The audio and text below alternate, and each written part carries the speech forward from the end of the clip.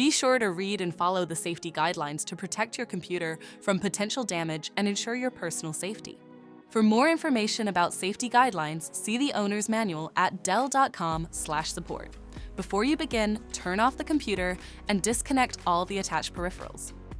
To remove the hard drive, loosen the 4 captive screws on the back of the base cover. Remove the 6 screws on the front and sides of the cover. Pry the cover off the system. Carefully remove it as there may be a cable attached. Remove the cable if there is one. Find and unplug the battery cable.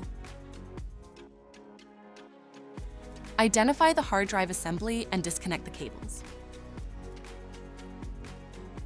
Remove the 3 screws and lift the assembly out of the system. Identify the hard drive and unplug the cables. Remove the 4 screws and lift the hard drive out of the system. To reinstall the hard drive, place it back in the assembly and secure it with the 4 screws. Reconnect the cables to the drive. Place the hard drive assembly in the system and secure it with the 3 screws. Reconnect the cables to the assembly. Plug in the battery cable and reconnect any cable that was attached to the base cover.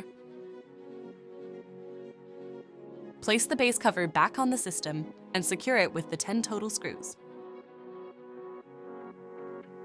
For more information about your Dell system, visit dell.com/support.